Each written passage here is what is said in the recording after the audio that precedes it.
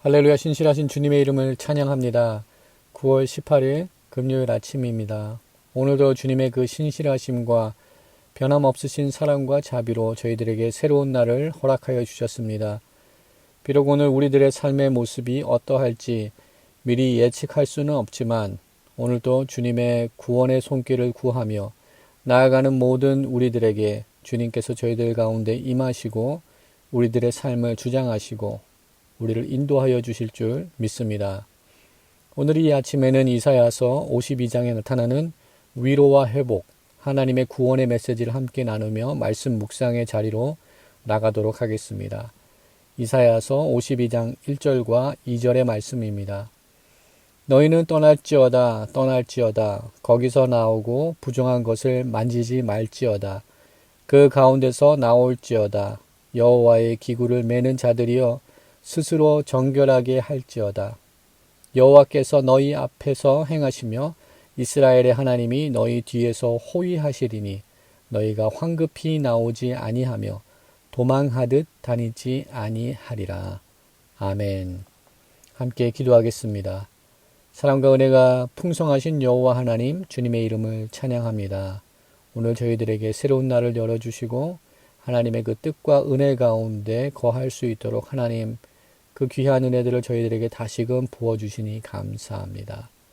하나님께서 우리 앞 가운데 행하시고 또 뒤에서 호위하시는 그 여호와 하나님의 그 은혜와 그 구원의 은총들을 경험하는 오늘 복된 하루의 삶이 되기를 소망합니다. 하나님 은혜를 더하여 주시옵소서. 우리와 동행하여 주시옵시고 우리 가운데 주님의 그 선한 뜻이 나타날 수 있도록 하나님 은혜를 더하여 주시옵소서. 하나님 우리들에게 허락한 믿음의 공동체를 주님께서 기억하여 주시고 하나님 나라를 위하여서 귀히 사용받는 믿음의 공동체 또한 내가 속해 있는 소그룹 또한 나의 우리들의 가정들 될 수 있도록 하나님 은혜를 더하여 주시옵소서. 말씀의 자리로 나아갑니다. 성령 하나님 친히 우리 심령 가운데 찾아와 주시고 친히 말씀하여 주시사 하나님의 귀한 뜻을 구별하며 깨달아서 하나님 나라의 기쁨이 되는 선한 삶을 살 수 있도록 하나님 저희 가운데 친히 가르치시고 함께하여 주시옵소서. 이 모든 말씀 우리를 구원하신 예수 그리스도 이름으로 기도드립니다. 아멘. 오늘 이 아침 저희들에게 주시는 말씀은 고린도전서 14장 13절부터 19절까지의 말씀입니다. 우리 하나님의 말씀 함께 보도록 하겠습니다. 그러므로 방언을 말하는 자는 통역하기를 기도할지니 내가 만일 방언으로 기도하면 나의 영이 기도하거니와 나의 마음은 열매를 맺지 못하리라. 그러면 어떻게 할까? 내가 영으로 기도하고 또 마음으로 기도하며 내가 영으로 찬양하고 또 마음으로 찬양하리라. 그렇지 아니하면 내가 영으로 축복할 때에 알지 못하는 처지에 있는 자가 내가 무엇을 말하는지 알지 못하고 내 감사에 어찌 아멘 하리요. 너는 감사를 잘하였으나 그러나 다른 사람은 덕세움을 받지 못하리라. 내가 너희 모든 사람보다 방언을 더 말함으로 하나님께 감사하노라. 그러나 교회에서 내가 남을 가르치기 위하여 깨달은 마음으로 5마디를 말하는 것이 1만마디 방언으로 말하는 것보다 나으니라. 아멘.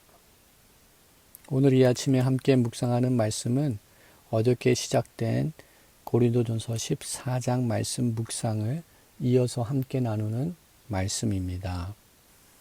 저희가 고린도 교회에 나타난 여러 문제들을 함께 살펴보고 있습니다. 고린도 교회에 나타난 여러 문제들을 살펴보면서 우리들은 고린도전서 12장부터 시작되는 새로운 주제가 있음을 발견하게 됩니다. 그것은 성령의 은사에 관한 문제가 다뤄지고 있는 것을 보게 됩니다. 저희가 이미 보았던 고린도전서 12장의 말씀과 또한 오늘 함께 나누고 있는 14장의 말씀 그리고 저희들이 너무나 잘 알고 있는 사랑장으로 알고 있는 고린도전서 13장의 말씀 또한 이 성령의 은사와 성령의 역사하심에 관계된 말씀 가운데 주어진 말씀이라는 것을 다시 한번 우리가 생각해 볼 때 고린도전서 12장, 13장, 14장 이 세 장은 고린도 교회에 하나님께서 강하게 역사하신 그 성령의 역사하심, 성령의 은사에 관하여서 다루고 있는 말씀이라는 것을 우리가 다시 한번 깨닫게 됩니다. 이렇게 성령의 은사와 그리고 또 방언과 예언에 관계된 말씀들이 이렇게 많은 비중을 차지하고 있다는 것은 고린도 교회에 이렇게 많은 영적인 은사와 성령의 역사하심이 강하게 나타났다는 것을 뒷받침해주는 자료가 됩니다. 그렇습니다. 고린도 교회는 하나님의 귀한 은혜 가운데 성령님의 강한 역사하심을 경험한 교회입니다. 방언과 예언의 은사들이 나타나는 교회였습니다. 그러나 이렇게 귀한 은혜가 그 교회 가운데 있었지만 성도들 간에 무분별하고 또 무질서한 그러한 모습 가운데 거룩한 교회가 더욱더 세워지는 일에 이 귀한 은사들이 사용되는 것이 아니라 각자 개인의 어떠한 욕심과 개인의 자랑에 이 귀한 은사들이 사용됨으로써 공동체에 아무런 유익을 끼치지 못하는 그런 상황 속에 처해 있는 모습을 우리들은 발견하게 됩니다. 하나님께서 모든 성도들에게 귀한 은혜들을 허락하여 주십니다. 귀한 재능들과 또한 초자연적인 우리가 경험해 보지 못하고 우리의 힘으로 할 수 없는 귀한 은사들을 하나님께서 허락하여 주십니다. 이것은 개인의 어떠한 이익만을 위하여서 허락하시는 그러한 은사와 또 이러한 선물이 아니라는 것을 다시 한번 말씀을 통하여서 저희들이 배우게 됩니다. 하나님께서는 거룩한 공동체의 유익을 위하여서 거룩한 공동체가 더욱더 아름답게 더욱더 든든하게 세워져 가기 위하여서 하나님께서 그러한 목적을 위하여서 하나님께서 교회에게 성도들에게 이런 귀한 은사들을 허락하여 주신다라고 사도 바울이 선포하고 있습니다. 사도 바울은 고린도 교회 성도들에게 방언의 은사를 받았을 때 반드시 통역할 수 있는 그러한 통역의 은사 또한 있어야 된다라고 권면을 하고 있습니다. 이러한 이유는 공동체의 유익을 위하여서 공예배 시간의 질서를 위하여서 사도 바울이 이러한 권면의 말씀을 주고 있습니다. 14장의 말씀을 함께 묵상하면서 몇 가지 단어를 집중하여서 살펴볼 때 덕을 세운다, 덕이라는 단어가 6번 정도 나타나고 있는 것을 우리는 살펴보게 됩니다. 3절에 또한 4절에는 2번이나 나타나고요. 5절, 12절, 17절 또한 26절에 덕이라는 단어가 나타나고 있습니다. 이 덕이라는 단어는 헬라어 단어로 오이코도메이라는 단어인데요. 우리가 잘 알고 있는 집을 뜻하는 오이코스라는 단어와 같은 어원을 가지고 있는 단어입니다. 즉 덕을 세운다, 덕이 된다라는 헬라의 원어의 뜻은 집을 세우는 것과 같다. 즉 건설적인 것이다 라는 것으로 우리가 이해할 수 있습니다.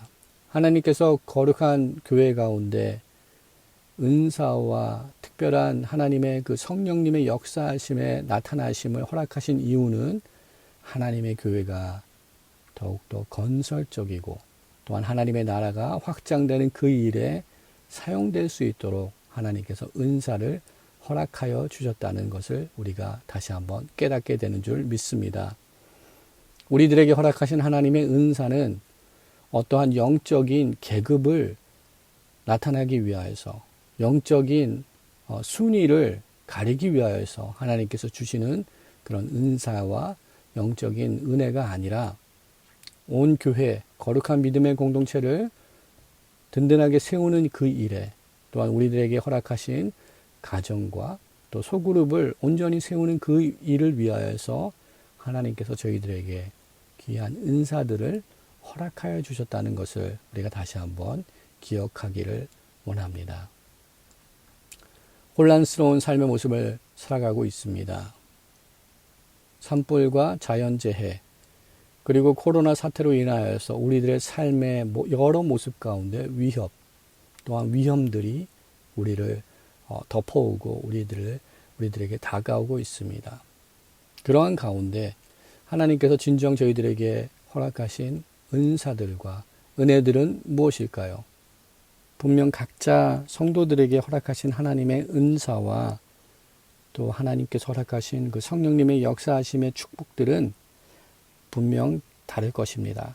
그러나 한 가지의 목적이 있습니다. 그것은 하나님 나라를 확장하는 그 일, 또한 거룩한 공동체를 세워가는 그 일을 위하여서 하나님께서 저희들에게 귀한 은사들을 주셨다는 것입니다.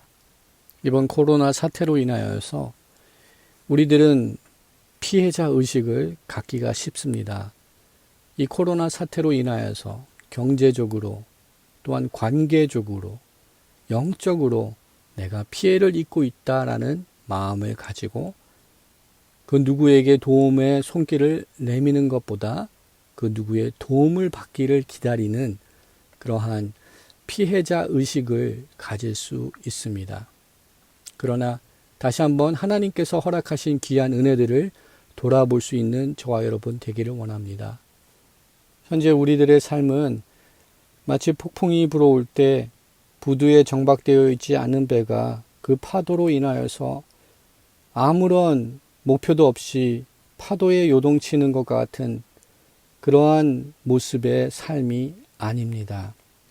비록 우리 삶 가운데 환난과 위협과 어두움이 있고 또한 요동침이 있지만 그 가운데도 하나님께서 우리를 통하여서 행하시는 새로운 역사가 있는 줄 믿습니다. 또한 그 일을 위하여서 하나님께서 오늘 또 저희들에게 새로운 은혜들을 허락하여 주신 줄 믿습니다.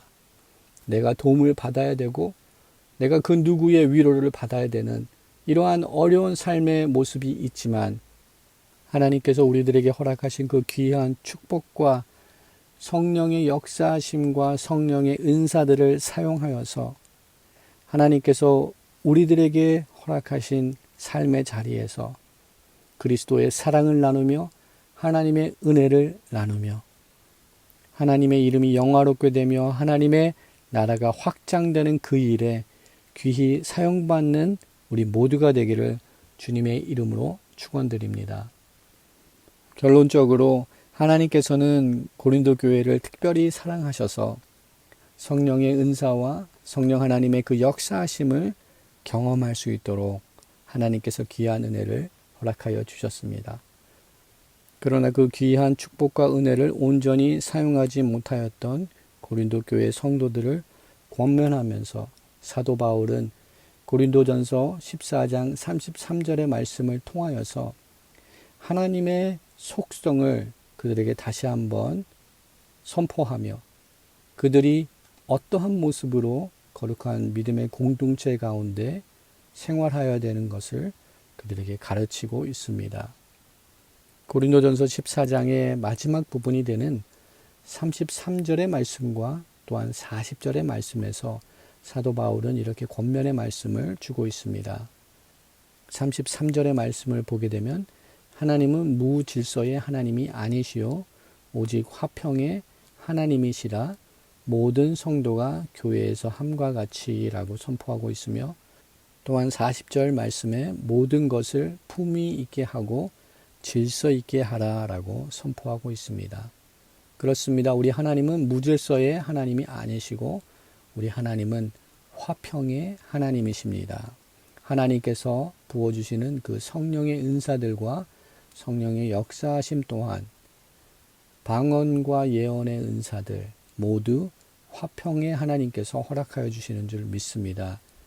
거룩한 믿음의 공동체가 하나님의 화평, 하나님의 샬롬을 이뤄나가며 또한 우리들이 속해 있는 가정과 직장과 믿음의 소그룹들이 하나님이 주시는 평강, 화평 가운데 오늘도 거하며 또한 하나님의 그 평화의 도구로 우리들이 사용되며 하나님께서 허락하신 그 은사들을 사용하는 저와 여러분의 삶이 되기를 주님의 이름으로 축원드립니다. 함께 기도하겠습니다. 사랑과 은혜가 충만하신 여호와 하나님, 주님의 이름을 찬양합니다. 저희들에게 새로운 날 허락하여 주시고 또한 말씀으로 우리를 먹이시고 이끌어 주시니 주님 감사합니다. 하나님께서 저희들에게 부어주신 귀한 은혜가 이 어려운 환경과 이 어려운 시기 가운데 있음을 우리가 잊지 않게 하여 주시옵소서. 하나님께서 허락하신 귀한 성령의 은사들과 그 축복들을 통하여서 거룩한 믿음의 교회와 또한 우리들이 속해 있는 모든 공동체들을 세우며 그들에게 은혜를 끼치는 귀한 일들을 감당하는 하나님의 거룩한 평화의 도구들로 오늘 세워지는 은혜를 주님 저희들에게 허락하여 주시옵소서. 현재 우리들의 불확실하고 예측 불허의 상황들을 바라보며 좌절하며 낭망하는 저희들 되지 않게 하시고 여호와 하나님께서 행하시는 새로운 그 구원의 역사들을 바라보며 오늘도 주님과 동행하며 하나님의 귀한 역사들을 감당해 나가는 하나님의 귀한 성도들로 세워지는 은혜를 저희들 가운데 허락하여 주시옵소서. 주님의 샬롬을 선포하는 복된 하루가 되게 하여 주시옵소서. 모든 것 감사드렸고 이 모든 말씀 우리를 구원하신 예수 그리스도 이름으로 감사하며 기도드립니다. 아멘.